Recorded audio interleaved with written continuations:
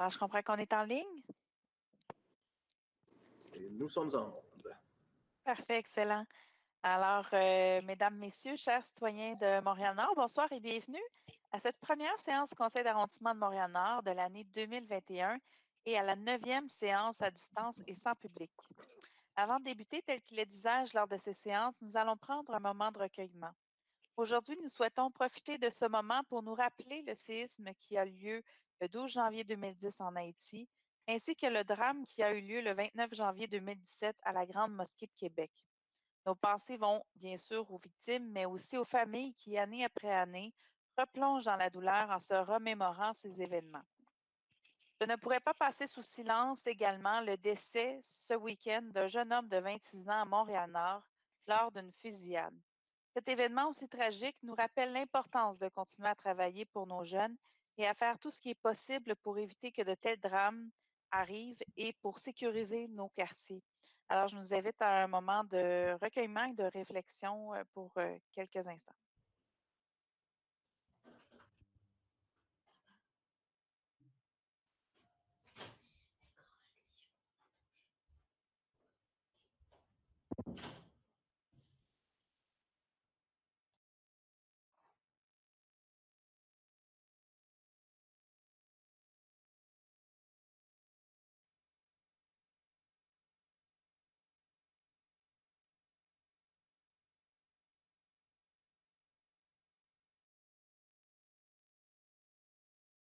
Pour poursuivre, je vais vous présenter les personnes qui sont avec nous ce soir. Alors, tout d'abord, Chantal Rossi, conseillère de la ville du district Ovid-Clermont. Bonsoir tout le monde. Madame Renée-Chantal Bellinga, conseillère d'arrondissement du district Ovid-Clermont. Bonsoir tout le monde. Monsieur Abdelak Saré, conseiller de ville du district Marie-Clarac. Bonsoir à toutes et à tous. Monsieur Jean-Marc Poirier, conseiller d'arrondissement du district Marie-Clarac. Bonsoir. Au niveau du personnel du cabinet de la mairesse et des élus, Monsieur François Purcell, directeur de cabinet. Bonne soirée et bon conseil. Merci. Alain-David Jean-Noël, chargé de secrétariat. Bonne soirée et bon conseil. Merci. Anna Miazarek, chargée de secrétariat. Bonsoir. Au niveau du personnel administratif, Madame Marie-Marthe Papineau, secrétaire d'arrondissement. Bonsoir. Madame Anne-Sophie Bergeron, agente de recherche. Bonsoir. Madame Rachel Laperrière, directrice d'arrondissement. Bonsoir et bon conseil. Merci. Monsieur Jérôme Vaillancourt, directeur de l'aménagement urbain et des services aux entreprises. Bonsoir. Madame Claire Vassard, directrice de la performance du greffe et des services administratifs. Bonsoir tout le monde. Gilbert Bédard, directeur des travaux publics. Bonsoir. Claudel Toussaint, directeur de la culture, des sports, des loisirs et du développement social. On ne vous a pas entendu, Monsieur Toussaint, votre micro était fermé. Bonsoir. Merci. Monsieur Daniel Bussière, chef de division relations avec les citoyens et les communications. Bon, même chose, vous parlez, mais on ne vous entend pas. Bonsoir, bon conseil à tout le monde. Désolé. C'est le classique hein, des rencontres Meet. Le représentant du poste de quartier 39, l'inspecteur du poste de quartier, M. Patrick Lavallée. Bonsoir à tous. Merci beaucoup à tous d'être présents et présentes ce soir. J'appelle donc le point 10.01. Si vous permettez, Madame la mairesse, on va débuter avec l'adoption de l'ordre du jour de la séance de ce soir. Fait, donc, ça va me prendre un proposeur. Je propose l'adoption, Madame la mairesse. Donc, c'est proposé par M. Poirier, appuyé par M. Sari. On passe maintenant au 10.02, qui est le mot de la mairesse et des élus. Alors, permettez-moi de commencer. Donc, nous sommes déjà le 1er février, mais c'est tout de même la première fois que nous nous rencontrons dans le cadre du conseil d'arrondissement. Alors, permettez-moi, au nom de tous mes collègues du conseil d'arrondissement ainsi que de l'ensemble du personnel de l'arrondissement de Montréal-Nord, de vous souhaiter une bonne et heureuse année 2021, pleine de santé et de bonnes nouvelles. Nous souhaitons réitérer notre promesse de toujours mieux vous servir et de vous représenter au meilleur de nous-mêmes.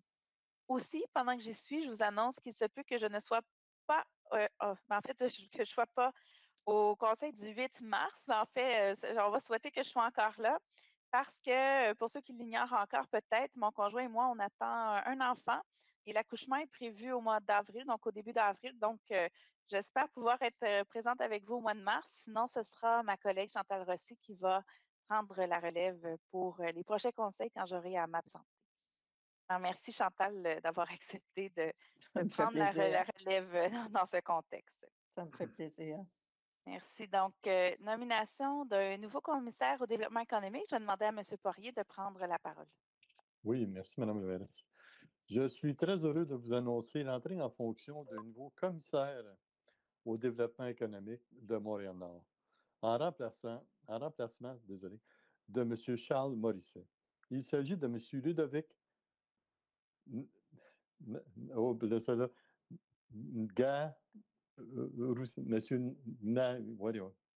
Garoussabaillé, voilà. Garoussabaillé.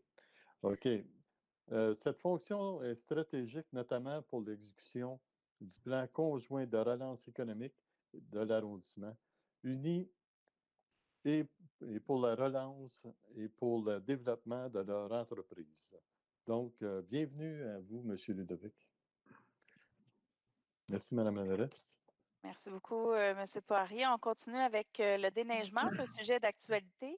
Alors, mes collègues et moi souhaitons féliciter en fait les employés qui ont participé au chargement de la neige débuté le 17 janvier dernier, de même qu'à tous les contracteurs qui ont fait affaire avec nous pour cette période. En dépit des conditions de travail difficiles en raison de la pandémie, ceux-ci ont tout de même su relever le défi de belle façon dans des délais rapides.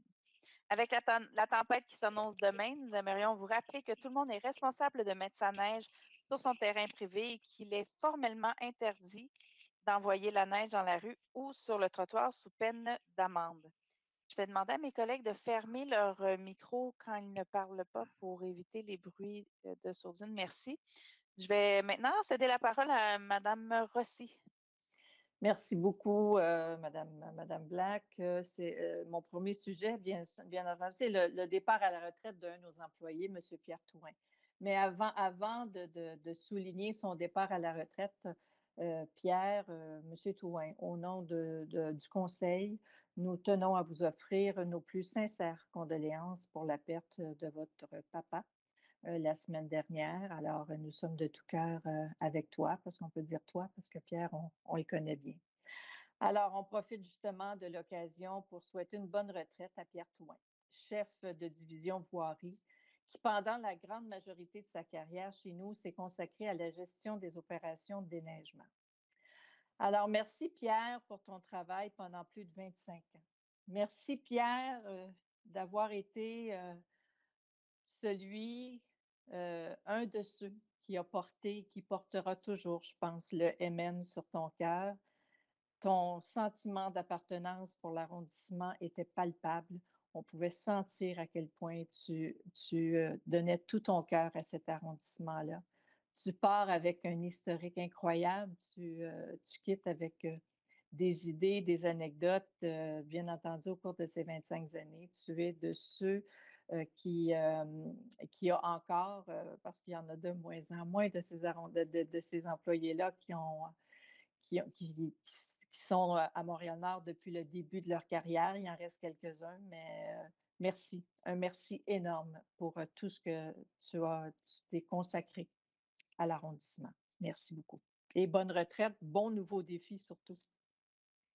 Merci, Mme Rossi. On comprend qu'on joint tous notre voix à Mme Rossi pour d'abord souhaiter nos sincères condoléances à M. Touin, mais également pour lui souhaiter une bonne retraite. On aura l'occasion cette semaine de le saluer. Christine, on t'entend mal, s'il te plaît. C'est juste, tu peux répéter la phrase parce qu'on t'entendait très, très mal. Oui, maintenant. Est-ce que là, c'est mieux? Là, c'est beaucoup mieux, Christine. Oui. Parfait. Merci. Donc, en fait, ce que je disais, c'est qu'on joint notre voix à Mme Rossi pour souhaiter nos plus sincères condoléances à M. Touin, mais également pour lui souhaiter une bonne retraite. On aura l'occasion de pouvoir le saluer cette semaine avant son départ officiel. Alors, merci beaucoup. Donc, je vais maintenant céder la parole à M. Poirier pour la consultation publique en habitation. Merci, Mme la mairesse. Bon, nous avons lancé en janvier dernier une grande consultation publique sur le logement et les milieux de vie. Cette consultation mènera à la conception d'un plan d'action collectif en habitation. Cette démarche, intitulée « Bien se loger, mieux vivre », traitera sur des enjeux d'abordabilité des logements et d'investissement dans les logements sociaux et communautaires, de soutien à l'alimentation et des conditions de logement, d'accession à la propriété, de l'attractivité de l'arrondissement et des rétentions de nos familles. Nous invitons les citoyens et citoyennes et les acteurs sociaux, institutionnels, économiques de Montréal-Nord à y participer. Pour y participer, rendez-vous sur voter-pour.ca-Montréal-Nord. Merci et bonne soirée. Merci beaucoup, M. Poirier. Je vais maintenant céder la parole à M. Sari. Merci beaucoup, Madame la mairesse. C'est avec beaucoup d'enthousiasme que l'arrondissement de Montréal-Nord participe à un programme de dépistage à la COVID-19. Alors, c'est une participation dans les entreprises essentielles de Montréal-Nord mise sur pied par une équipe de chercheurs du Centre universitaire de santé McGill. Ce programme, lancé le 27 janvier dernier, vise à tester les groupes de personnes qui sont à risque modéré, voire élevé d'exposition à la COVID-19, et ce même si elles n'ont pas de symptômes. Des équipes mobiles se déplacent dans les lieux de travail, participant en effectuant auprès des employés intéressés un test de dépistage en utilisant leur salive. Les commerces et les entreprises de soins essentiels qui sont intéressés à faire dépister leurs employés pourront faire la demande au numéro suivant, 438-888-6571. Merci à la Chambre de commerce et d'industrie de Montréal-Nord ainsi qu'à la CEDEC pour collaborer à cette initiative pour nos entrepreneurs dans la lutte contre la COVID-19. Merci aussi au Centre universitaire de santé McGill d'avoir choisi Montréal-Nord pour ce projet pilote. Nous sommes ouverts à toute initiative qui permettrait de venir en aide à notre population et réduirait les risques de propagation. Et finalement, un gros merci à la Fondation familiale de Trottier et à la Fondation Molson qui financent ce projet, qui contribue à la mise en place de la stratégie de dépistage qui tienne compte des milieux de travail. Nous vous invitons à vous faire tester. Si vous n'avez pas de symptômes, mais que vous en avez des doutes, faites-vous tester sans délai. Prenez un rendez-vous au 514-644-4545. Madame la mairesse, chers collègues, sur un autre sujet concernant la tuerie de la mosquée de Québec, cette année, on célèbre le malheureux anniversaire de la commémoration du 4e anniversaire du tragique attentat de Québec qui nous rappelle à nous tous et toutes l'importance de l'écoute, de la tolérance et de la cohabitation. Ma pensée va en premier aux victimes, Mamadou Taloubari, Ibrahima Bari, Abou Bakr Tabti, Khalid Belkacmi, Azzdin Soufiane et Abdelkrim Hassan.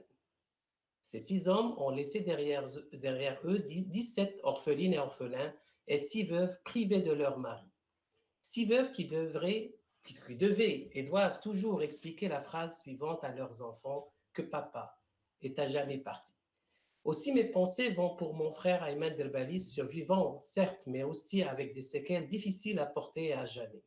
Une autre victime, la première répondante qui succombera, des visions de cette immonde attaque, Madame Andréane Leblanc. Mesdames et messieurs, au-delà de nos confessions, de nos croyances ou non-croyances, au-delà de nos religions, nous formons une seule humanité. Et nous sommes en cette humanité-là, des frères et des sœurs.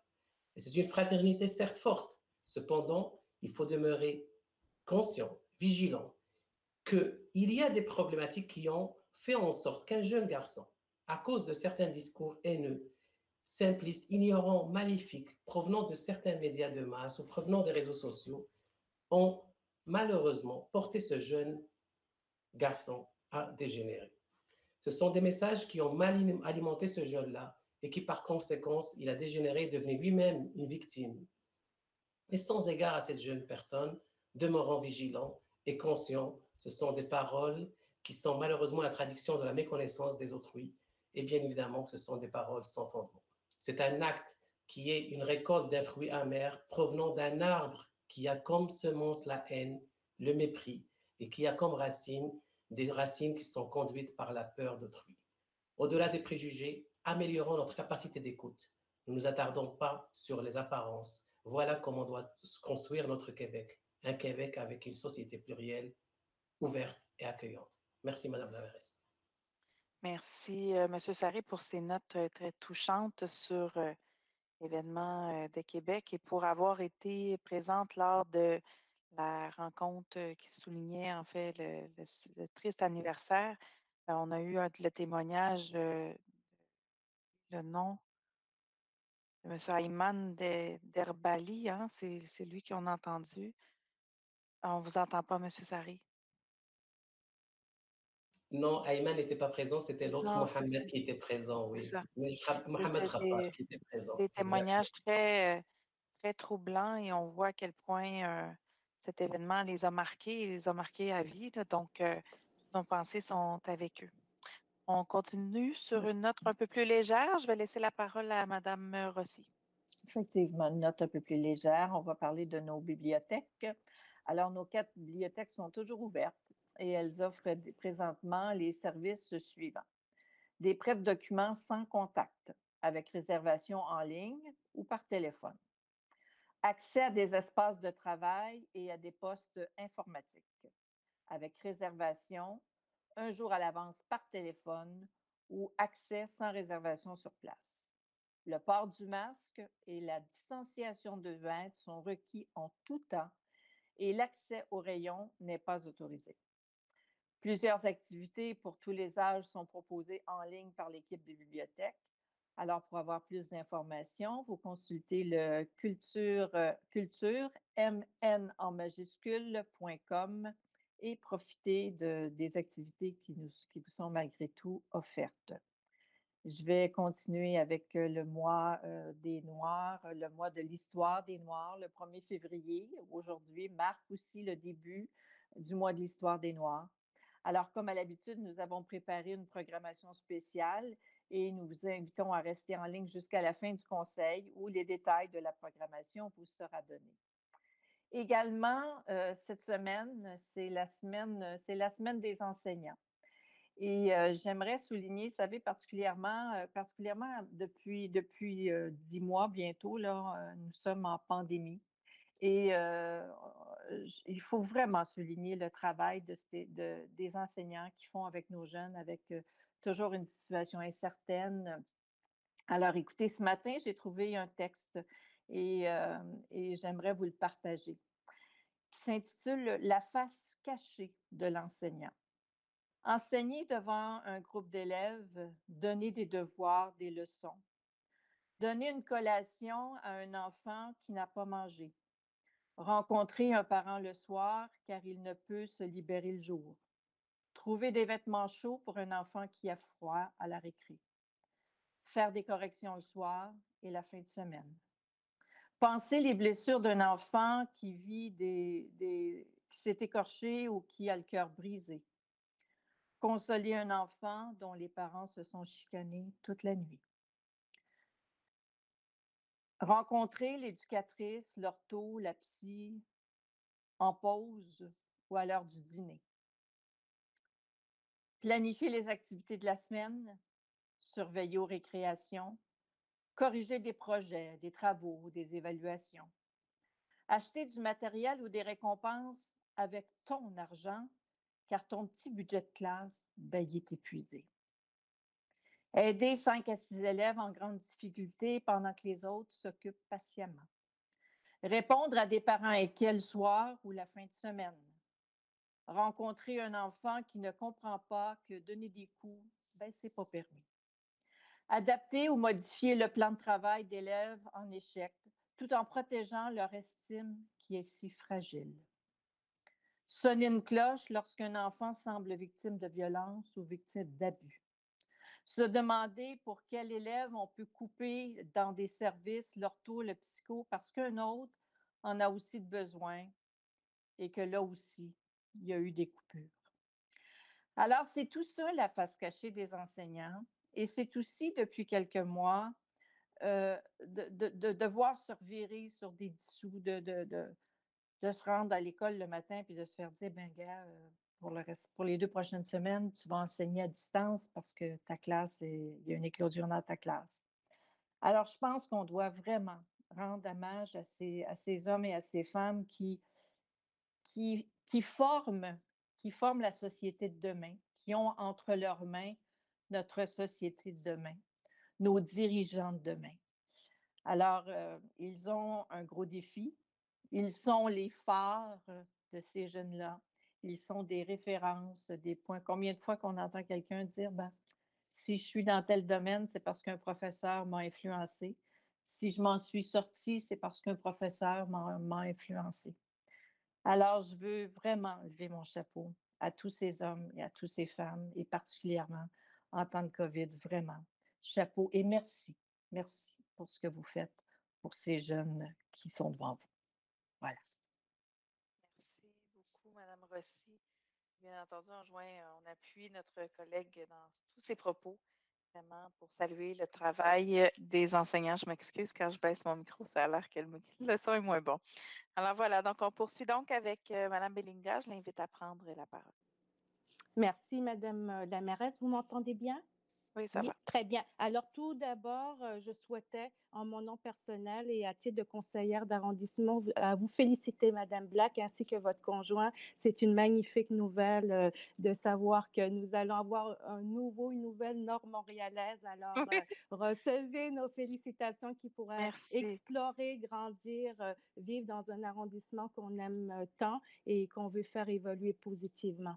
Alors, félicitations. Mais mon deuxième mot va en solidarité à mon collègue Abdelaksari, à toute la communauté musulmane, de confession musulmane, montréalaise, québécoise, canadienne, qui vivent encore un grand traumatisme suite aux événements du 29 janvier dernier. Donc, le devoir de mémoire est important, le devoir de mémoire est essentiel. L'appel au dialogue, à l'ouverture, à la considération de l'autre, à la fraternité, peu importe nos origines, notre confession est un élément essentiel, bien sûr, du vivre ensemble, mais également de la tolérance et de la reconnaissance de chacun à titre plein et entier de Québécois et de Canadiennes. Donc, recevez vraiment toute ma solidarité. Le deuxième point, sur une note un peu plus joyeuse, bien sûr, le 1er février marque le début du mois de l'histoire des Noirs. Donc, aujourd'hui, en mon nom personnel, comme membre des communautés noires d'origine africaine, je tiens à saluer, à souligner la contribution politique, culturelle, sociale exceptionnelle, bien sûr, de nos concitoyens d'origine haïtienne, africaine, mais également du Maghreb, parce qu'il y a des communautés d'ascendance africaine également en Tunisie, au Maroc, également en Mauritanie, en Algérie, également dans le monde, au Brésil, au Pérou. Donc, ce sont des communautés, bien sûr, qui partagent parfois des langues communes, le français, l'anglais, mais également l'espagnol ou le portugais, mais également des langues nationales et des langues maternelles fortes, importantes, des dialectes qu'il faut souligner et qu'il faut continuer à mettre de l'avant dans notre culture québécoise et encourager finalement ce partage et cette richesse. Je tiens aussi en ce mois spécifiquement important pour les communautés noires à saluer le travail exceptionnel de professionnels de la santé qui sont souvent représentés par des membres de nos communautés, qu'ils soient médecins, infirmiers, infirmières auxiliaires, préposés aux bénéficiaires. C'est un mois où nous témoignons à nouveau toute notre reconnaissance et toute notre considération pour l'accompagnement que vous faites pour nos aînés, nos familles, nos enfants, et nous souhaitons donc reconnaître encore aujourd'hui votre contribution exceptionnelle. Le 5 février, bien sûr, bien sûr, marquera le lancement officiel de nos festivités à Montréal-Nord, donc en collaboration avec l'arrondissement, un itinéraire pour tous et beaucoup d'autres organismes qui pourront vous présenter une programmation riche et stimulante. Donc, on vous invite à rester très attentif à cette programmation-là.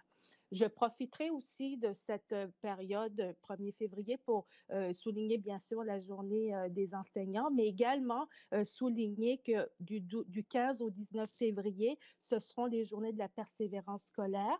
Donc, il est important de souligner aussi la résilience et la grande capacité d'adaptation de nos enfants, de nos adolescents, également de tous nos étudiants qui sont dans les services, enfin en études professionnelles, parce qu'ils font de leur mieux pour passer à travers cette situation très spécifique.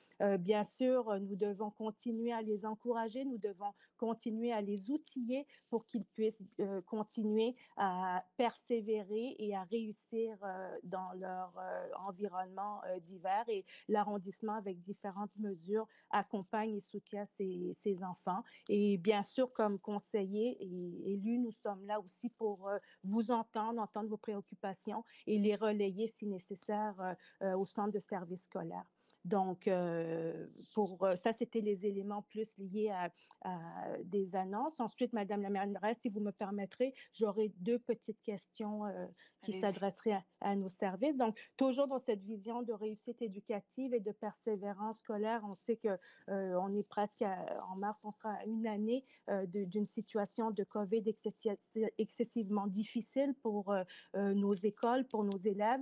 Je voulais juste avoir peut-être une vision un peu plus spécifique à travers Priorité Jeunesse ou nos services par rapport à un plan d'action pour mieux accompagner nos élèves. Est-ce que nous avons pour les 6, 12 ans, 12, 18, 18, 35 ans, des liens spécifiques avec des organismes pour l'aide aux devoirs? Est-ce que nous avons bâti une vision d'ensemble pour nous assurer que vraiment en termes de décrochage et de persévérance, on outille le mieux possible nos concitoyens avec nos partenaires? Oui, merci, Madame Belinga, pour votre question. En fait, je vais commencer par certains éléments de réponse et je vais par la suite inviter Madame Laperrière à poursuivre. Donc, premièrement, je vous dirais en fait que la situation est très complexe actuellement. On le sait, on doit aller fonctionner et ajuster nos services en fonction des mesures de la santé publique. Je dirais que la dernière nouvelle de pouvoir ouvrir les bibliothèques, entre autres, nous a grandement rassurés parce que ça donne un lieu supplémentaire où les jeunes peuvent avoir accès à Internet, peuvent avoir accès aux ordinateurs et tout ça, ou aussi aux espaces de travail pour pouvoir cheminer. Puis également une initiative par la commission scolaire, également Mme Robitaille, un itinéraire pour tous à laquelle on va joindre également pour pouvoir offrir plus d'espace finalement pour faire de l'accompagnement, du tutorat. Donc, il y a des projets qui sont en route actuellement, mais je vous dirais que c'est encore au tout début vraiment du travail. C'est en train de se mettre en place tranquillement. C'est sûr que par les contraintes, ça rend les choses beaucoup plus complexes qu'en temps normal. Mais néanmoins, il y a des initiatives qui se mettent en place dans l'arrondissement pour lesquelles on est partenaire. En ce qui concerne Priorité Jeunesse, M. Sari ou Mme Laperrière, je ne sais pas qui d'entre vous deux peut débuter. M. Sari, est-ce que vous voulez prendre la parole ou je laisse la parole à Mme Laperrière? Je préfère laisser la parole au premier à Mme Laperrière. Parfait, excellent. Donc, Mme Laperrière, je vais vous laisser y aller pour donner quelques informations. Oui, je pourrais laisser la parole à Claudel Toussaint, qui est responsable de Priorité Jeunesse, et Guylaine Poirier, qui est la coordonnatrice pour l'arrondissement et dans son équipe. Alors, je lui laisse la parole. Parfait. Donc, M. Toussaint? Oui, merci, Madame la mairesse. Alors, vous savez que la réussite éducative est l'un des axes du plan d'action Priorité Jeunesse. Il y a un certain nombre de projets qui sont financés dans cet axe-là.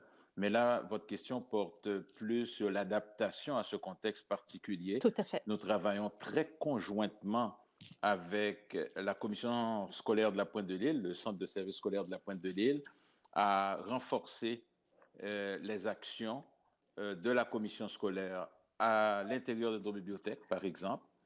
Nous travaillons, bien entendu, très conjointement avec nos organismes terrains dans des activités de mentorat, mais d'aide aux devoirs. Et nous sommes à compléter une réflexion afin d'élargir les espaces de travail aux jeunes dans d'autres sites que la maison culturelle et communautaire de Montréal-Nord. On pense notamment à l'Arena Fleury, qui a une salle dans l'ouest qui pourrait être une halte collection et accueillir des élèves. Nous pensons au centre des loisirs.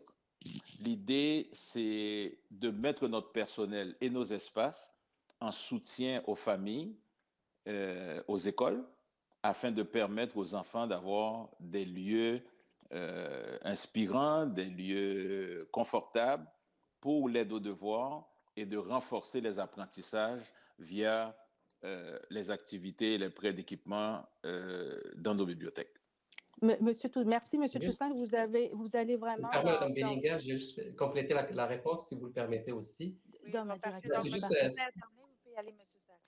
Après, je reprendrai je redonnerai la parole à Mme. Non, c'est tout simplement pour dire que l'ajustement par rapport à ce contexte et aussi être à l'écoute de ce qui se dit aussi sur le terrain est très important, et la mise en place d'ATALP sécurité urbaine élargie qui était liée à la COVID nous a permis aussi d'être à l'écoute de ces organismes qui sont sur le terrain et de nous donner parfois les problématiques réelles. Et puis ces problématiques, comme vous le savez bien, Mme Bellinga, changent même durant le COVID. C'est-à-dire même le contexte que nous, on vit présentement, n'est pas nécessairement stable, des retours ou pas retours à l'école, des classes qui ferment parfois, ainsi de suite. Alors l'ajustement est toujours à prendre en considération. Il n'y a pas un seul ajustement, il y en a plusieurs.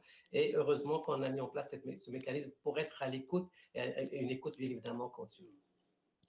Parfait, merci M. Sarri. Mme Bellinga, avez-vous un complément de question? Oui, juste toujours dans cet espace-là, c'est excessivement intéressant. Monsieur, si vous me permettez, Madame la mairesse, est-ce qu'il serait possible d'avoir un plan d'action beaucoup plus structuré en évolution pour voir vraiment comment les choses sont mises en place? Moi, j'entends beaucoup d'échos sur le terrain, j'ai un tout petit aussi à l'école, où l'enjeu de persévérance et de décrochage, mais également d'accès à la technologie informatique est un défi. Donc, c'est évident qu'en déployant plusieurs pôles où on peut accueillir les enfants, je pense aussi beaucoup dans l'Ouest, ça va nous permettre vraiment de répondre avec les mesures de sécurité à ces défis de persévérance. Toujours dans la même lancée, en mars 2020, j'avais questionné et on avait tous été au fait là, de tous les éléments liés à la fracture numérique. Plusieurs actions ont été mises en place avec nos bibliothèques. Effectivement aussi, c'est un lieu qui va permettre de continuer à outiller nos enfants et nos jeunes qui n'ont pas accès à l'Internet. À Woodstock, la Maison des jeunes, l'ouverture, le centre de services scolaires, le PDQ qu'on remercie énormément, qui ont aussi offert de nombreuses tablettes à nos familles, ont répondu à cet aspect plus technologique. J'avais posé la question en mars 2020 sur l'aspect, la vision plus de bornes qui pourraient être déployées dans le nord-est. On me disait qu'il y avait une demande ou une analyse qui devait être faite avec nos services centraux, si on pouvait déployer des bornes pour permettre justement un accès Wi-Fi beaucoup plus stratégique pour nos familles. Donc, je voulais savoir où nous en sommes. Est-ce qu'il y a des démarches qui continuent de se faire à la Ville-Centre? Vous savez, nous sommes dans le corridor vert. 5 000 enfants transitent dans notre arrondissement. Moi, je crois qu'au-delà de nos allégeances politiques, je crois que Montréal-Nord, ce serait un excellent lieu, un excellent élément pilote où nous pourrions travailler en collaboration avec la Ville-Centre, avec le gouvernement du Québec pour accélérer l'implantation de stratégies qui pourraient aller dans cette direction-là. Certaines villes le font. Surtout sur des campus universitaires. Donc, je suis sûre que mon collègue, M. Sarri, dans sa porteur de priorité jeunesse, mais également dans les enjeux technologiques, pourrait aussi nous outiller dans cette vision-là. Mais je crois qu'il faut accélérer le rythme et regarder comment nous pourrions déployer et faire une étude de faisabilité, déployer cette vision. Merci pour votre question. Monsieur Sarri, est-ce que vous aviez un complément d'information? Puis ensuite, je céderai la parole à Mme Laperrière. Je préfère que Mme Laperrière toujours passe en premier. Parfait. Excellent.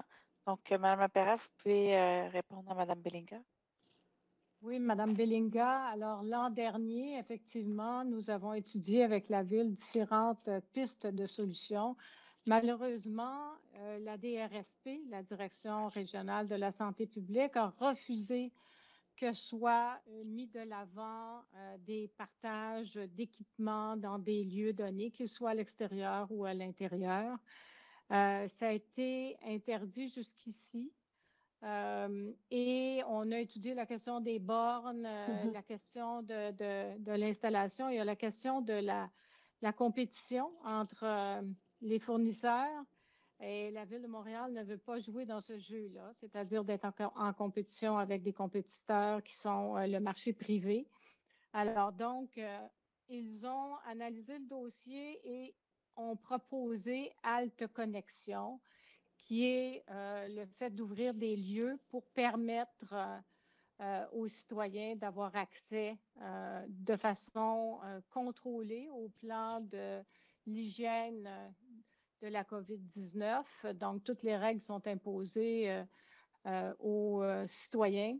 Alors donc, il y aura un entretien particulier. On est à l'étude, comme le disait Claudel, de l'implantation dans notre arrondissement.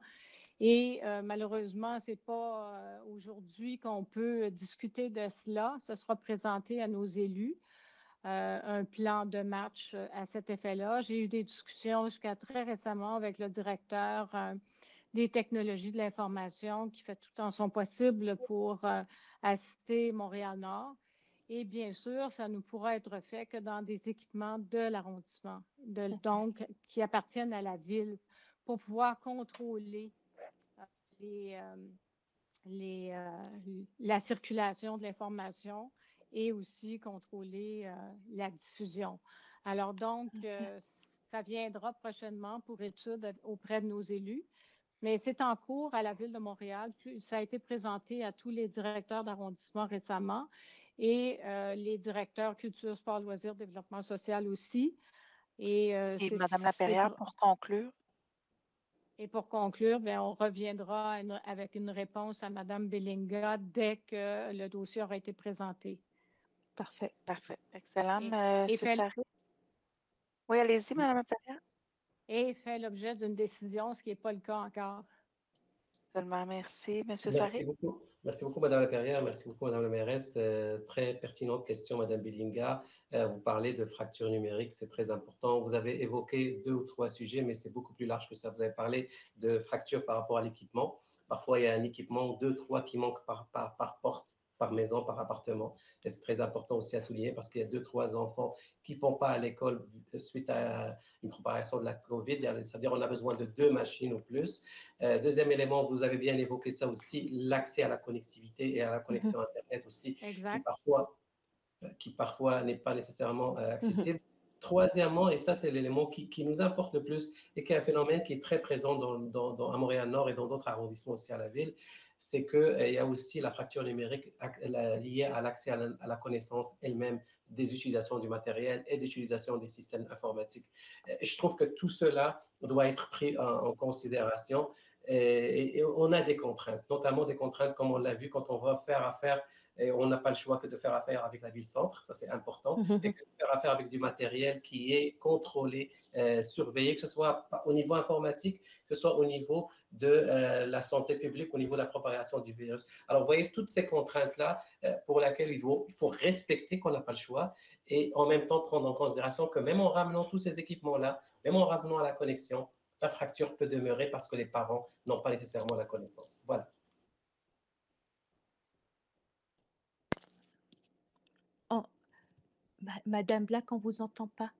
Merci beaucoup à vous deux pour, excusez-moi, je me mets sur silence pour pas d'interférence. Merci beaucoup pour les réponses. Madame Bellinga, est-ce que ça met fin à vos questions? Oui, je voulais juste réitérer comme conseiller de ville, je le fais comme conseillère d'arrondissement, mais comme conseillère de ville, je vous invite vraiment à partager cette voie-là et cet enjeu de fracture numérique au conseil municipal et s'assurer qu'on soit de Montréal-Nord, Côte-des-Neiges, Parc Extension, une vision qui nous permet de continuer à soutenir nos enfants, nos étudiants, nos citoyens et même nos aînés, parce que c'est aussi un élément qui peut les aider à vivre moins d'isolement. Donc, merci et ça met fin à mes questions. Merci. Donc, on va poursuivre avec le point 10.03 qui est la période de questions du public. Alors, pour ceux qui se sont enregistrés à la période de questions, vous avez sûrement remarqué que nous avons changé notre façon de procéder afin de vous faciliter la tâche. Un formulaire est maintenant mis à votre disposition sur le site web de l'arrondissement que vous pouvez utiliser dès le lendemain du conseil pour inscrire votre question au conseil d'arrondissement suivant. Vous trouverez toutes les instructions à cet effet sur notre page web. Nous vous invitons à utiliser si vous souhaitez vous adresser aux membres à l'utiliser en force si vous souhaitez vous adresser aux membres du conseil d'arrondissement. Ce formulaire est actif jusqu'à 30 minutes avant le début du conseil. Même si le conseil se déroule à distance et sans public, je tiens à rappeler que les règles restent les mêmes et que la durée de la période de questions est de 30 minutes qui, avec l'assentiment du conseil, peut être prolongée de 30 minutes et ensuite par bloc de 15 minutes. Ce soir, nous avons reçu, donnez-moi juste un instant. Enfin, on a reçu 5 questions ce soir. J'invite donc Anne-Sophie Bergeron à nommer la personne à lire sa question et nous répondrons séance tenante. Oui, alors Madame la mairesse, la première question est posée par Carmel Antoine Bessard. Bonsoir, l'arrondissement a récemment présenté son plan de développement culturel 2021-2025. Bravo. Parmi vos orientations, il y a reconnaître et promouvoir les créations locales pour contribuer à notre fierté. Comment faites-vous pour les reconnaître? Les connaissez-vous? L'arrondissement possède-t-il une vigie médiatique culturelle? Le 24 novembre dernier, un article est paru dans le Guide de Montréal-Nord sur le tome 2 de Diaspora Laquais.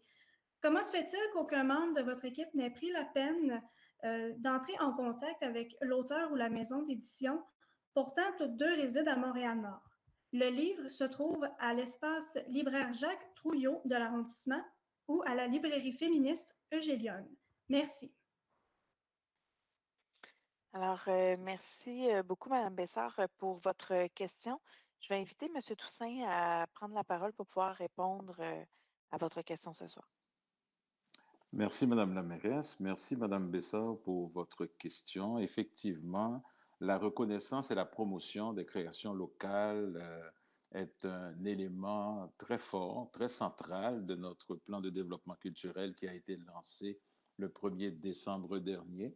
Alors, comment on fait pour les reconnaître? Je vous dirais dans un premier temps par le Festival des Arts. Depuis 12 ans, vous savez qu'on a à Montréal un Festival des Arts qui nous permet de donner un espace, une visibilité aux créateurs, aux créatrices et aux artistes de l'arrondissement.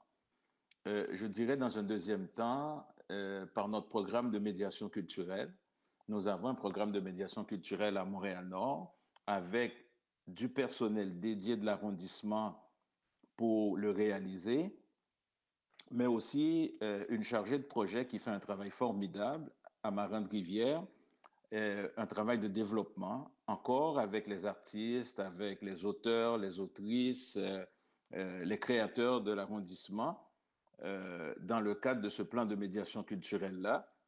Je dirais également que depuis l'année passée, nous avons lancé un programme de diffusion culturelle à l'intention de nos citoyens qui peuvent nous faire des propositions pour produire et réaliser des spectacles professionnels avec un soutien professionnel dans nos lieux de diffusion, tout comme dans d'autres espaces de l'arrondissement. Alors, c'est à la fois des spectacles et des expositions pour ce programme-là. Et en dernier lieu, on le fait à travers la table de concertation et développement culturel que vous avez lancée le 1er décembre dernier avec le plan de développement culturel où siègent les entreprises culturelles de l'arrondissement, les organismes culturels, nos partenaires des concertations, la table de quartier, la table concertation jeunesse, petite enfance. Alors, c'est par ces voies-là que nous reconnaissons et que nous faisons la promotion des créations locales. Pour l'autre volet de la question concernant... Monsieur Toussaint, si vous me permettez, je vais juste vous arrêter 2 secondes pour permettre à Anne-Sophie de poser la question parce que comme on a changé de formulaire, il y a maintenant un préambule de la question et aussi une question. Donc, Madame Bergeron, je vous demanderai de lire également la question. Bien, en fait, la question se trouvait dans le préambule, Madame la mairesse. Je peux vous la... Oui, ça concernait le tome 2 sur Diaspora Laquais. OK. Donc, je voulais juste être certaine que la question était claire. Parfait, excellente. Vous pouvez poursuivre, M. Toussaint. Oui, alors le tome 1 de l'ouvrage Diaspora à la caille se trouve dans toutes nos bibliothèques en plusieurs exemplaires. Je dois vous dire que nous faisons l'acquisition des livres via des librairies agréées par la ville de Montréal, par l'arrondissement. Et oui, il nous arrive de trouver des citoyens qui publient des ouvrages. Des fois, ces ouvrages-là font écho, d'autres fois pas. Le tome 1 de Diaspora à la caille, on l'a acheté et c'est disponible dans nos bibliothèques. Et depuis ce matin qu'on a vu la question de Mme Bessard, je peux vous dire que notre équipe de bibliothécaires a déjà commandé le tome 2. Alors, je suis heureux de vous annoncer que les citoyens vont pouvoir l'utiliser, le consulter et l'emprunter dans nos bibliothèques. Alors, c'est un manquement peut-être de notre équipe. L'ouvrage a été lancé au mois de novembre en pleine pandémie, mais oui, nos bibliothécaires font une veille très attentive des publications de nos citoyens. Alors, très bientôt, je pense la semaine prochaine, on pourra mettre l'ouvrage à la disposition de nos citoyens. Parfait. Merci, M. Toussaint. Mme Rossi a demandé la parole. Oui, je veux également dire que nous nous sommes dotés aussi à travers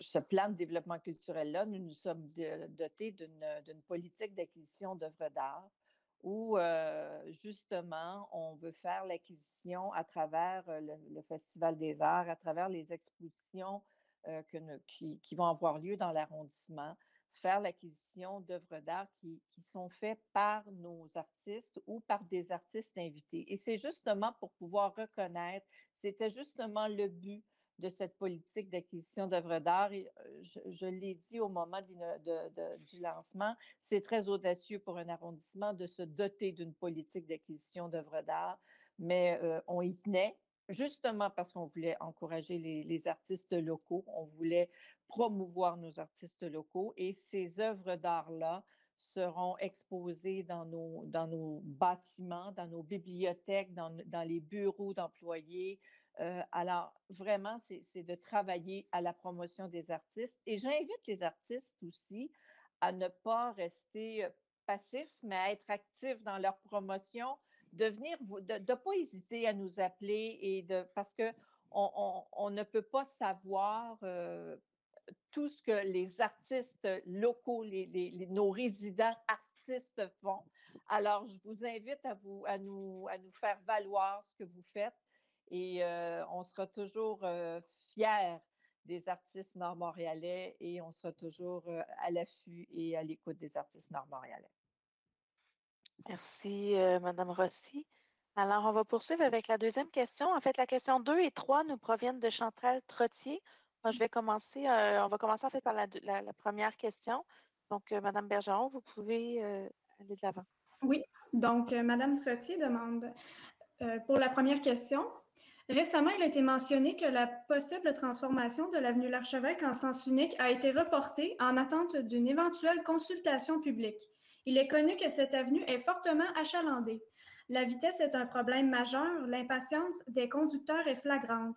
Une seule affiche indique la vitesse en direction vers le nord. Il n'y en a pas en direction vers le sud.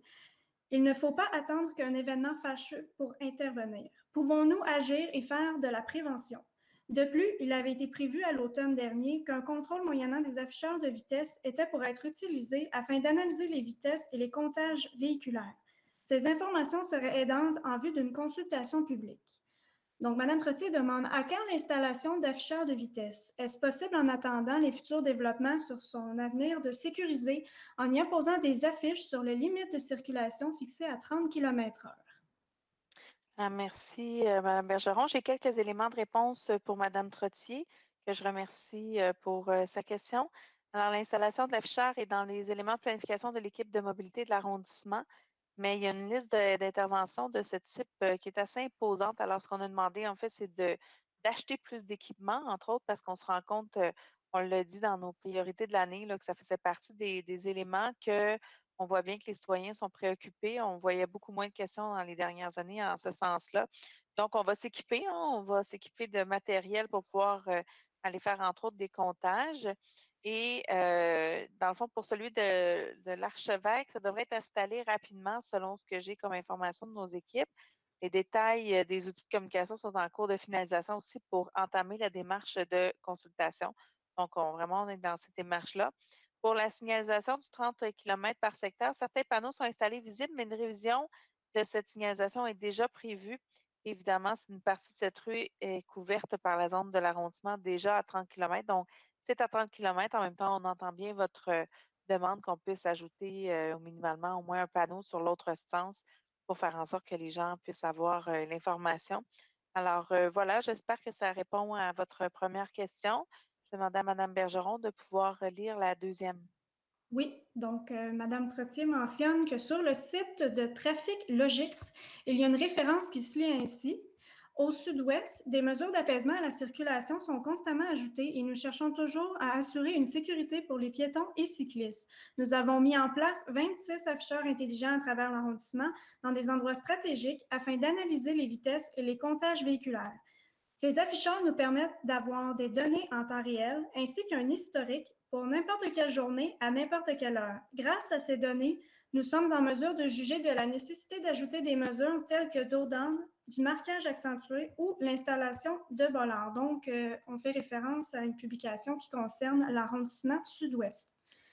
Pourquoi l'arrondissement de Montréal-Nord n'utilise pas ces afficheurs pour l'amélioration de la sécurité? Ces panneaux sont très efficaces pour sensibiliser les conducteurs. Alors, encore une fois, merci, Mme Trottier, pour votre question. On comprend bien que les enjeux de circulation vous intéressent de façon importante. Je vais demander à M. Vaillancourt, qui est notre directeur de l'aménagement urbain du service aux entreprises, à pouvoir vous répondre. Il va pouvoir vous donner des compléments d'information. Ça me fait plaisir de répondre à la question, Mme Trottier. Alors, Mme Larès, vous l'avez dit tout à l'heure, on vient d'acquérir des nouveaux modules qui sont encore plus performants. Là. On se rendait compte qu'on manquait d'équipements. Donc, on a acheté plusieurs équipements juste avant les fêtes. Et donc, ils sont arrivés. Ça a pris du temps à cause de la COVID, mais ils sont arrivés. Il y en a quelques-uns qui restent encore à arriver. Donc, une catégorie pour le comptage vitesse et volume de circulation. Puis une belle catégorie aussi pour les radars pédagogiques qu'on appelle, donc les afficheurs. Mais c'est certain que, comme vous le mentionnez dans votre préambule, tout ça fait partie d'un bouquet ou d'un ensemble de mesures qu'on doit mettre en œuvre. Puis c'est ce qu'on a présenté auprès des élus. Il va y avoir d'autres éléments qui vont être présentés prochainement, un peu à l'image de ce que vous voyez dans ce que vous avez vu sur le site du Sud-Ouest ou à Rivière-des-Prairies, avec une procédure très claire, une démarche très claire pour les citoyens aussi qui font les demandes pour des équipements d'apaisement de circulation, c'est-à-dire des bollards ou des dos d'âne, etc. Mais on n'est pas rendu là. Pour ce qui est de votre question précise sur les mesures, ben oui, effectivement, on est d'accord avec vous, puis c'est pour ça qu'on a acheté les équipements. Puis la séance de formation avec les travailleurs est prévue d'ailleurs la semaine prochaine, la semaine du 8, c'est ça, on a une formation avec le fournisseur et les travailleurs qui vont installer puis gérer ces équipements-là. Donc, vous devriez les voir sous peu dans le paysage nord-montréalais. Merci beaucoup, M. Vaillancourt. Et comme je le disais d'entrée de jeu, tous les enjeux de circulation, on comprend bien que ça vous préoccupe, mais ça préoccupe aussi beaucoup de citoyens. Alors, c'est dans cet état d'esprit qu'on est depuis le début de l'année, même de l'an passé, là, qu'on a accéléré certains éléments qui vont faire en sorte justement qu'on va pouvoir être mieux outillés pour faire face à ces situations. Et dans cette foulée qu'on a même réorganisé certaines équipes pour pouvoir répondre mieux aux attentes des citoyens. Madame Rosset, je vois que vous avez levé votre main. Juste une petite précision aussi. Au printemps, Madame Trottier, vous allez voir apparaître, et puis j'en parle parce que ça me tenait vraiment à cœur, là, vraiment, j'ai trouvé ça, c'est des bollards, mais c'est des enfants, ça va être particulièrement dans les quartiers où il y a les écoles, les parcs. Alors, c'est des bollards, c'est des enfants grandeur nature qui nous indiquent un 30 km/h. Alors, c'est très, très parlant comme signalisation, c'est très interpellant de voir un enfant grandeur nature qui tient un 30 km/h. Là, vous allez voir que vraiment, ça nous, comme disait Mme Black, ça nous tient à cœur également. Absolument. Absolument. Donc, merci encore une fois, Mme Trottier, pour vos questions. Mme Rossi, je crois que votre main est encore levée. faudrait la baisser, merci. Ensuite, on a une question de Daroui Meriem. Alors, Madame Bergeron, vous pouvez la lire, s'il vous plaît. Oui, donc la question porte sur l'état des parcs et les aires de jeu à l'arrondissement. Pourquoi on ne voit pas de changement dans l'état des parcs et des aires de jeu à Montréal-Nord? Durant l'été, on est obligé de nous déplacer dans d'autres arrondissements comme Antique, Cartierville ou Saint-Léonard pour que nos enfants puissent jouer. Il y a un manque de modules et aussi l'insalubrité dans les lieux. Bien, merci beaucoup, Mme Bergeron, pour la lecture et pour là où la citoyenne qui nous a écrit. En fait, je vais vous avouer que je suis très surprise de votre question et de vos éléments sur lesquels vous nous partagez ce soir. Je vais vous dire que les investissements dans les parcs, on a fait une priorité depuis de nombreuses années. Alors, actuellement, il y a certains parcs qui sont, oui, toujours en rénovation, mais en même temps, il faut se donner le temps de tous les réaménager. Qu'on parle du parc Henri Bourassa, du parc Aimé-Léonard, qui sont vraiment en pleine reconstruction et où on a vu plusieurs nouveaux modules arriver. Le parc Sabrevois, entre autres, dans l'ouest de Montréal-Nord aussi. Parc Maurice-Bélanger, où on a rajouté des jeux d'eau. Le parc Ménard a tout été refait aussi avec les jeux d'eau. Bref, on a plusieurs installations. Oui, il y a certains parcs qui restent encore à faire, bien entendu, mais vous comprendrez qu'on est vraiment dans une lancée où on en rénove à chaque année plusieurs. Même le parc Chabot qui est plus au centre. Donc, je ne sais pas à quel endroit vous habitez, mais on vous tend la perche. En fait, je vous tends la perche ce soir à nous réécrire, à m'envoyer un courriel sur mon adresse christine.black@commercialmontréal.ca et pour nous indiquer de façon un peu plus précise qu'est-ce que vous voulez dire exactement. Parce qu'on pourra, bien entendu, faire un suivi et pouvoir vous donner peut-être certaines informations. Je ne sais pas si vous avez eu l'occasion de vous promener dernièrement, mais disons qu'on a plusieurs opportunités qui sont présentes pour les enfants. Et en ce qui concerne l'insalubrité, ben, s'il y a des éléments à corriger, notre équipe des travaux publics sera présente pour pouvoir le faire. Mais je vous dirais que dans les dernières années, on n'a pas reçu tant de plaintes que ça. Et quand il y avait des plaintes, on les adressait et nos équipes allaient faire un tour pour s'assurer que tout soit correct pour les enfants. Donc, vraiment, ce soir, je suis un peu surprise de votre message et je vous inviterai à me réécrire pour qu'on puisse échanger davantage sur vos préoccupations.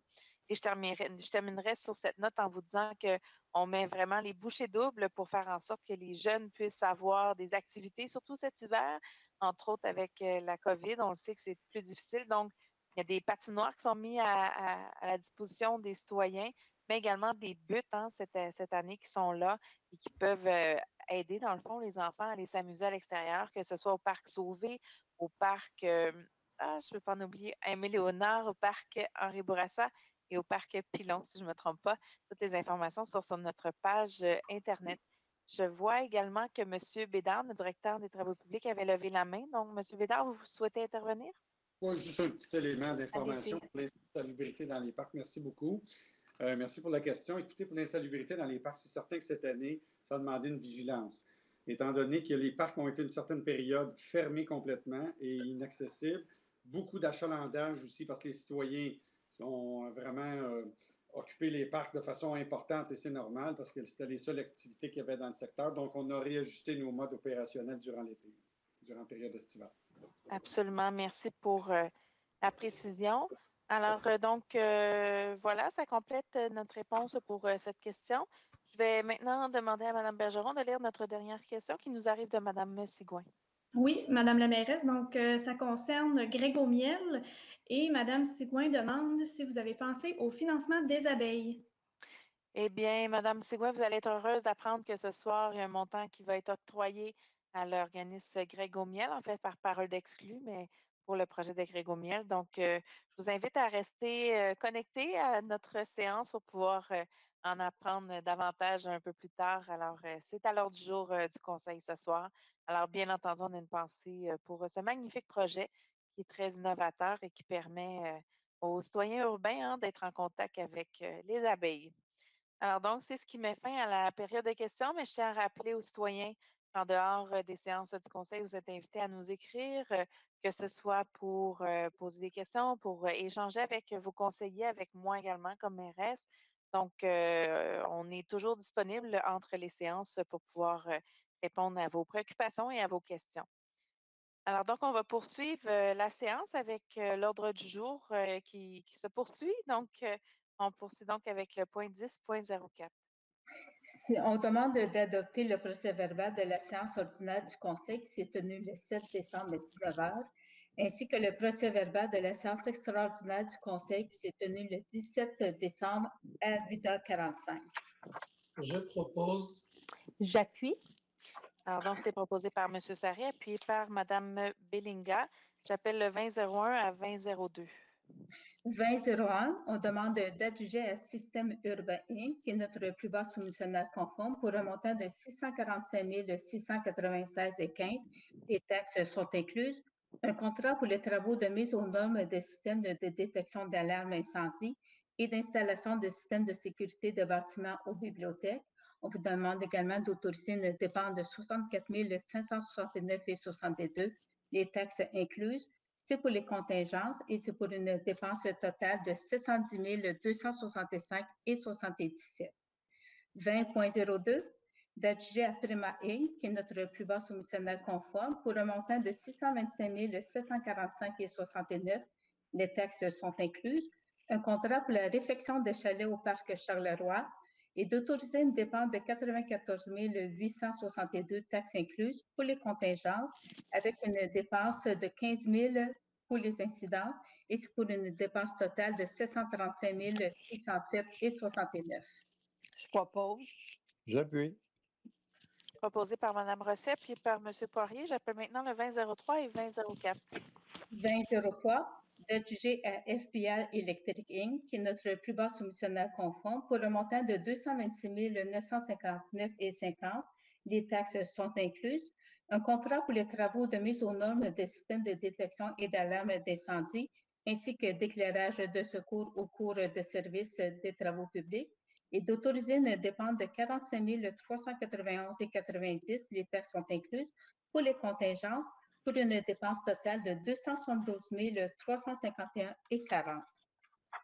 Le 2004, d'octroyer à la Société pour la prévention de la cruauté envers les animaux, la SPCA, pour un montant de 200 000, taxes incluses, un contrat de service de refuge pour animaux et de contrôle d'animaux errants. C'est pour la période du 1er janvier 2021 au 31 décembre 2022, avec une option de renouvellement d'une année. On vous demande d'approuver le projet de convention à intervenir. Je propose. J'appuie. Proposé par M. Poirier, appuyé par Mme Rossi. On passe donc au 2005 à 2006. 2005, d'adjuger à 93 31 48 54 Québec Inc., qui est notre plus bas soumissionnaire conforme, pour un montant de 136 245,37. Les taxes sont incluses. Un contrat pour des services d'essouchement d'arbres publics. Le 20.06, de rejeter la soumission qui a été déposée dans le cadre de l'appel d'offres 1084, c'était pour les travaux de remplacement des revêtements de plancher de la bibliothèque Henri Bourassa de l'arrondissement. Je propose. J'appuie. C'est proposé par M. Sarré, appuyé par Mme Bellinga. 2007 et 2008.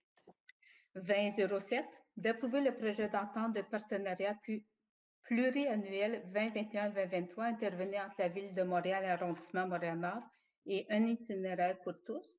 C'est un projet d'entente qui s'inscrit dans les objectifs du cadre de référence de l'arrondissement Montréal-Nord intitulé Programme d'aide financière et entente de partenariat avec les organismes à but non lucratif 2020-2025 qui a été adopté en décembre 2019.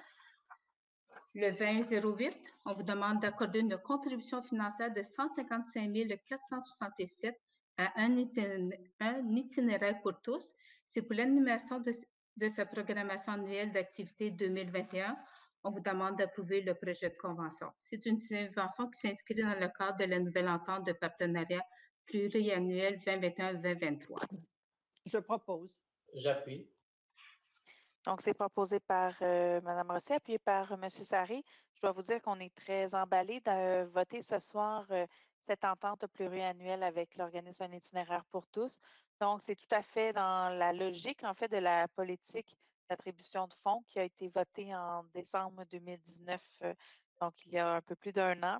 Alors, on souhaite pouvoir consolider nos partenariats avec les différents partenaires communautaires avec lesquels nous travaillons. Alors, ce soir, c'est donc cette entente avec un itinéraire pour tous qui est adopté, de même que l'entente pour l'année en cours. Alors, j'en profite pour saluer le directeur, M.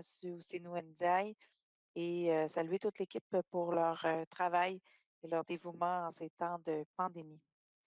Alors, on va passer maintenant, donnez-moi juste un petit instant, au 2009 à 20.10. 2009, on demande d'accorder une contribution financière de 35 000 à un itinéraire pour tous et pour l'embauche d'un intervenant jeunesse visant à assurer une présence active à la bibliothèque de la Maison culturelle et communautaire de Montréal-Nord. On vous demande également d'approuver le projet de convention intervenir.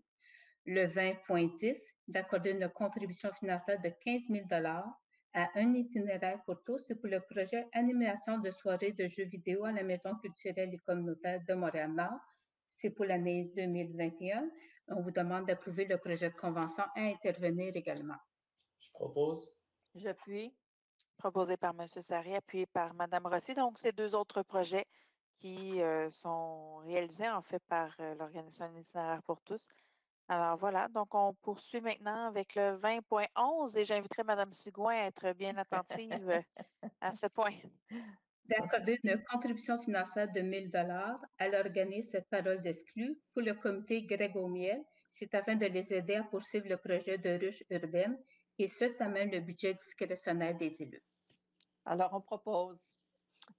J'appuie. Alors, donc, proposé par Mme Rossi, appuyé par Mme Benninga. Oui, M. Sarré? Ben, on appuie tous, sinon... Oui, Effectivement, on appuie tous. C'était très important pour le groupe de Parole d'exclus avec Greg Aumiel qu'on puisse soutenir ce projet. Donc, c'est vraiment avec beaucoup, beaucoup de plaisir ce soir qu'on soutient cette autre initiative communautaire qui a lieu dans notre arrondissement. On poursuit donc avec le 20.12. On vous demande d'approuver le projet d'ADADA qui modifiait la convention intervenue avec l'Institut Pacifique. C'était pour le projet Activités éducatives pour les enfants de 5 à 12 ans. Je propose. J'appuie.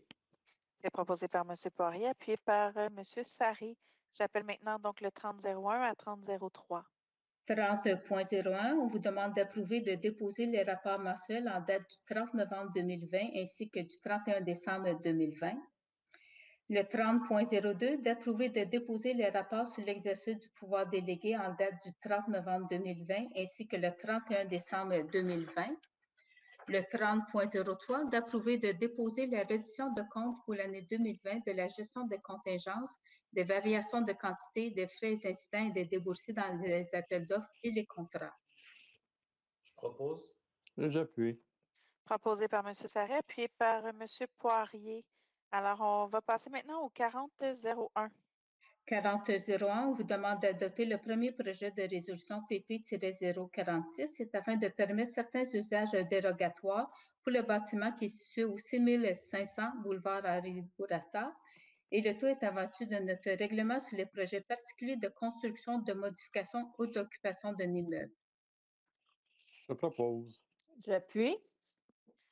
Alors, donc, c'est proposé par M. Poirier, appuyé par Mme Rossi.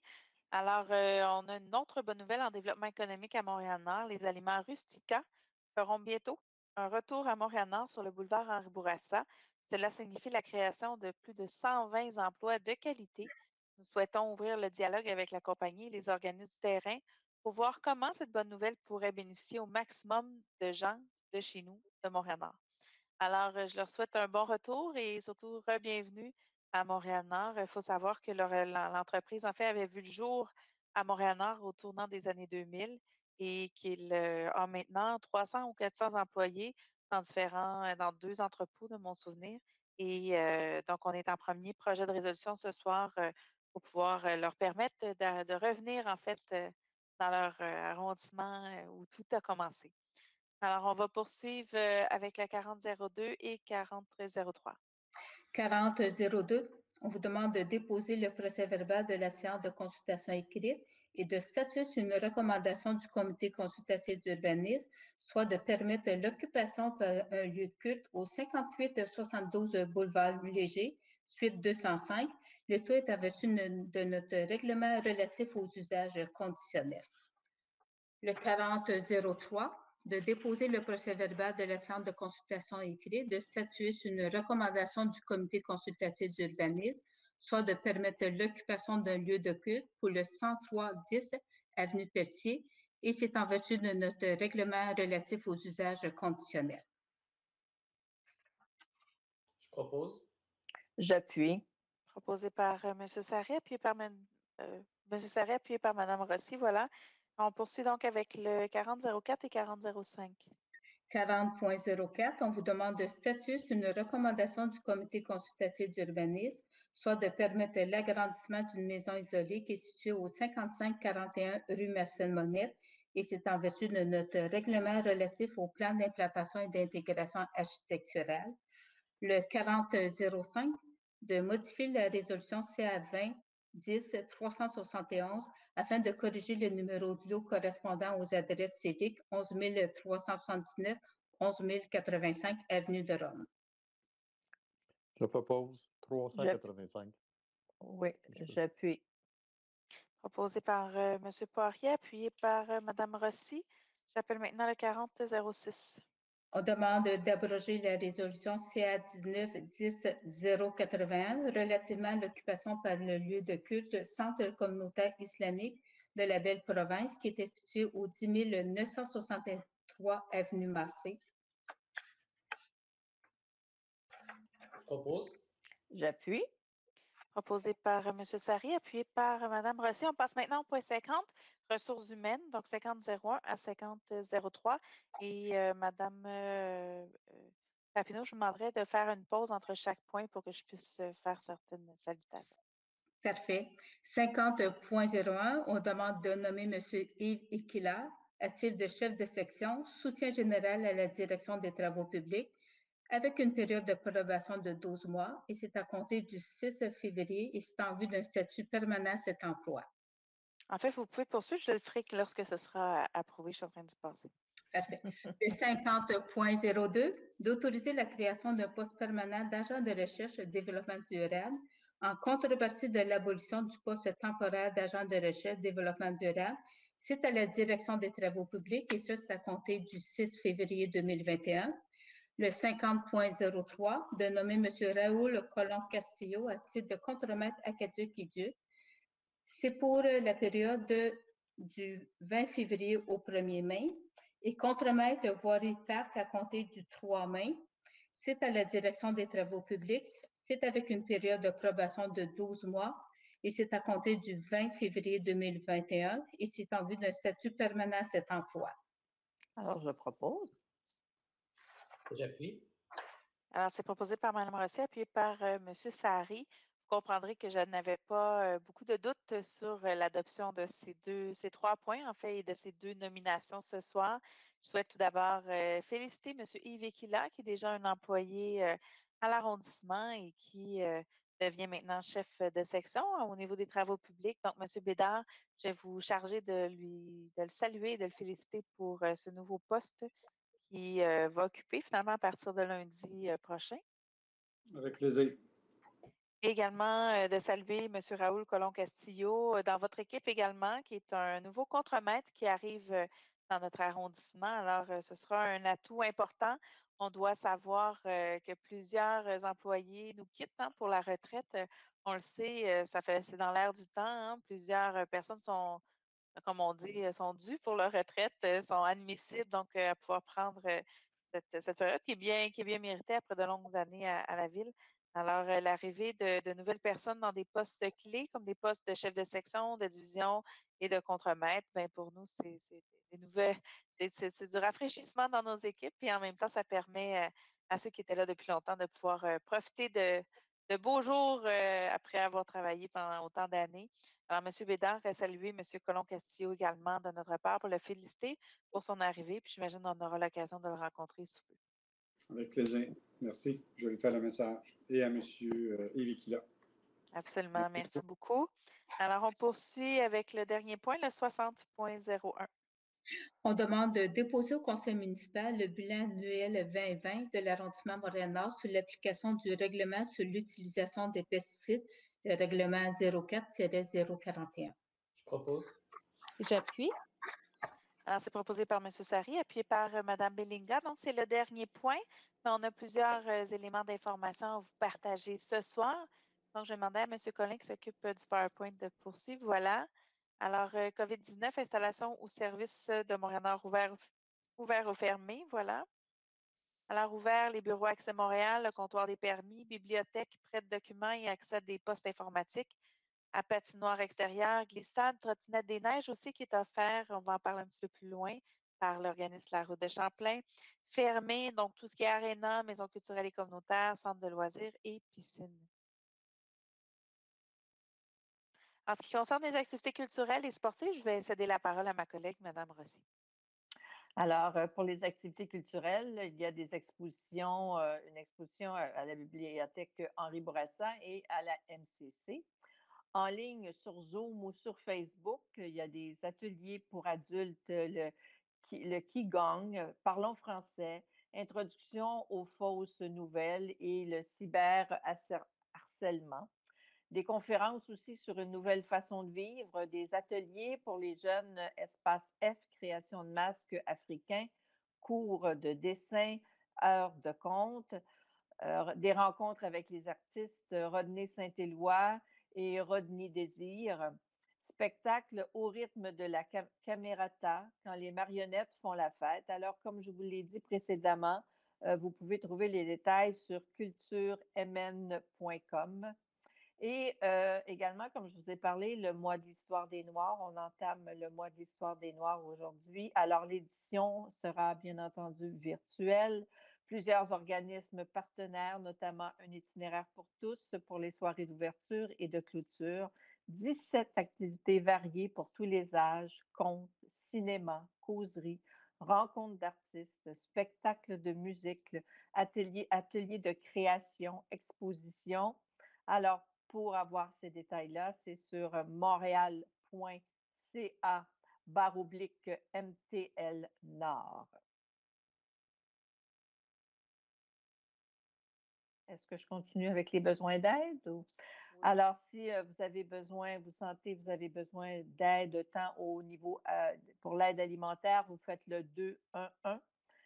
Si vous sentez que vous avez besoin de parler dans cette période difficile, le CIUS du Nord de l'île de Montréal vous écoute. Vous téléphonez au 514-940-3300. Et je répète parce que ce numéro-là est vraiment important.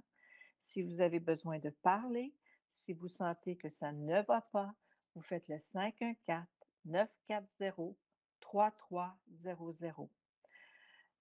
Vous voulez aider, vous voulez mettre la main à la pâte, la main à la roue, vous voulez devenir bénévole, alors vous appelez le 514-328-1114.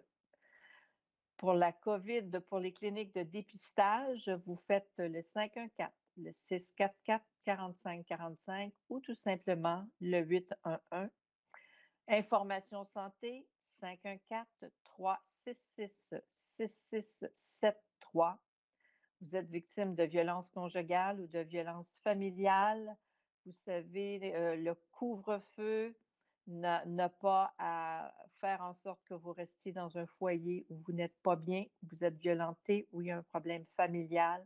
Alors, en tout cas, 911 ou le 1-800-363-9010, vous n'hésitez pas une seconde pour le faire. Autre service, un numéro unique multilingue, c'est le 211. Pour plus d'informations, vous consultez notre site le site montréal.ca/Montréal-Nord. Vous pouvez aussi nous suivre sur Facebook, facebook.com/MTL Nord, ou vous abonner à notre infolettre, infolettre.mtl-nord.com, ou appeler le 311 pour d'autres services. Pour les activités sportives, alors les patinoires extérieures, un nouvel anneau de glace maintenant disponible au parc Lacordaire, en plus de celles des parcs Carignan, Oscar, Charleroi et Sauvé. Découvrez le mini-pot du Nord jusqu'au 21 mars au coin des rues Charleroi et l'Archevêque. Une belle activité. Alors, les buttes de glissade, il est possible de glisser sur les 4 buttes de l'arrondissement au Parc Pilon, au Parc Sauvé, Parc Henri Bourassa et Parc Aimé-Léonard. Vous apportez vos crazy carpets, comme on dit, et vos articles de glisse. Trottinette des Neiges, superbe parcours de 4 km au bord de la rivière des Prairies en collaboration avec la route de Champlain. Alors, c'est assez particulier à Montréal-Nord et parcourir ça sur le bord de la rivière, ça vaut la peine. Alors, est-ce que je vous cède la parole pour la dernière? On va y aller pour la dernière. Donc, la prochaine séance du Conseil est prévue le lundi 8 mars, jour de la femme, à 19h. Alors, on va vous attendre avec impatience. D'ici là, prenez soin de vous et bien entendu, s'il y a quoi que ce soit, n'hésitez pas à nous faire signe. Ça nous fera plaisir d'être là pour vous. Madame Bellinga, je vois que vous aviez levé la votre main. Je voulais juste vous dire, nous sommes des élus. Vous savez combien c'est important pour nous d'être avec vous, la proximité, les yeux dans les yeux quand nous vous parlons, d'être loin de vous, c'est excessivement difficile, mais il faut continuer à respecter les règles. On le réitère, c'est important. Il faut continuer à rester aussi connecté, parler à notre famille via Zoom, via les réseaux sociaux, les appeler. Et surtout, je voulais aussi vous rappeler qu'il y a la Saint-Valentin qui arrive. Donc, nous souhaitons vous dire aussi combien nous vous aimons, combien nous sommes avec vous et combien nous pensons à vous. Et nous souhaitons de tout cœur que vous restiez en sécurité et que nous puissions, dans les prochains mois, vous retrouver en santé et vraiment reprendre, dans la mesure du possible, des activités plus en personne. Alors, voilà. Merci, Mme Bellinga. Monsieur Sarri? Juste tout simplement pour continuer sur la même lancée, pour dire à nos chères citoyennes, nos chers citoyens, malgré cette pandémie, qu'on n'est pas plus loin qu'un coup de fil. Alors, vous pouvez toujours nous rejoindre sur nos numéros de téléphone, ça sonne directement sur nos cellulaires. Alors, s'il y a quoi que ce soit, n'hésitez surtout pas. Alors, on est juste là. Merci et puis à la séance prochaine. Alors, excellent. Donc, merci à tous. Merci à l'équipe de l'administration d'avoir été présente ce soir et d'avoir préparé tous les documents en vue de cette rencontre. Il y a beaucoup de travail derrière un conseil comme ce soir. Donc, merci également à la technique, M. Stéphane Collin, également notre maestro, que je ne sais pas son nom de ce soir, qui est avec nous. Alors, on vous salue, on vous remercie d'être là pour s'occuper de tout ce qui nous entoure pour nous permettre d'être en ligne sur le web avec vous et également Mme Laperrière et toutes vos équipes, mes collègues élus et les collègues du cabinet. Donc, merci beaucoup et au plaisir de se revoir le 8 mars prochain. Bonne fin de soirée. Merci à tous. Bonne fin de soirée. Merci, Mme Bonne fin de soirée. Au revoir. Bonne soirée tout le monde. Bonne soirée. Bonne soirée.